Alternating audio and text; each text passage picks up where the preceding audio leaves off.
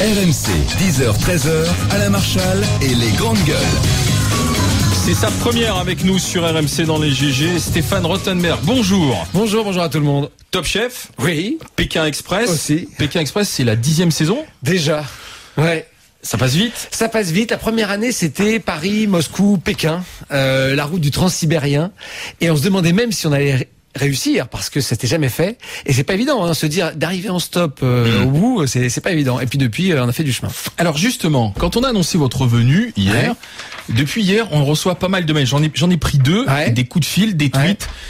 J'ai Adèle ici devant moi. J'ai Nordine aussi. Pouvez-vous faire remarquer à 12h30 à Stéphane Rothenberg qu'il n'est pas normal que Pékin se déroule en Birmanie, pays totalitaire. J'ai Nordine donc qui me dit la Birmanie aussi. On va vanter les mérites d'un pays qui est aux mains d'une junte militaire où en ce moment on expulse, on interdit les ONG. Il y a un génocide aussi sur une population musulmane et donc voilà. Alors c'est un grand débat et on peut effectivement décider d'aller nulle part. Ça peut être un choix.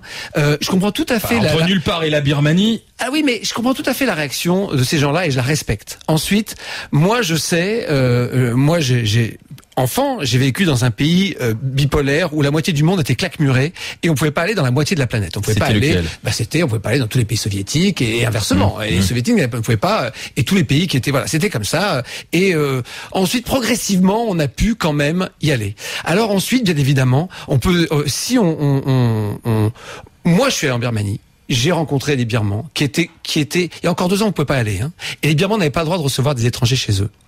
Je peux vous dire que ils sont, dans la plupart du cas, je crois, ravis de voir des gens enfin, ravis de pouvoir accueillir des étrangers. Alors bien sûr, c'est le moins qu'on puisse dire, ce pays n'a pas un système politique qui est encore au niveau des nôtres, même s'il y aurait encore beaucoup de choses à dire sur les nôtres. Et il y a beaucoup de choses qui ne vont pas dans ces pays-là, bien évidemment. Donc vous êtes en train de dire que le meilleur moyen de faire en sorte que ces pays se desserrent, c'est d'aller faire des émissions là-bas et de les montrer, quoi. Je crois. Ça. Alors, bien sûr, mais en faisant fi des atteintes aux libertés. Oui, mais est-ce que vous en parlez, par exemple, dans le Pékin Express? Alors, c'est évident qu'on n'est pas une émission de news.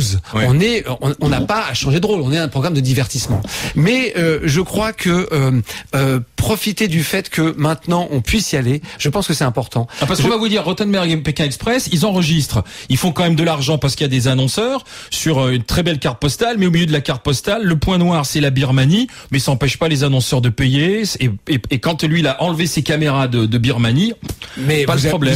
Vous avez du tourisme dans 90% des pays qui sont des dictatures.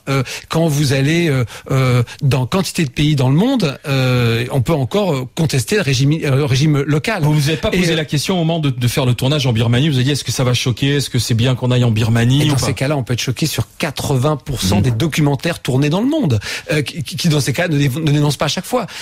Là, bien évidemment, moi je considère que tout ce qui permet de rendre visite aux gens, d'y aller, de voir comment ils vivent, d'augmenter la tolérance entre les uns et les autres. Alors bien évidemment, le régime, est bien évidemment pas un régime comparable au nôtre, bien évidemment. Mais encore une fois, je pense que c'est mieux que ça, comme ça. Mais il y a débat. Je peux comprendre l'inverse. Moi, je pense qu'on fait beaucoup plus avancer les choses en faisant se connaître les gens.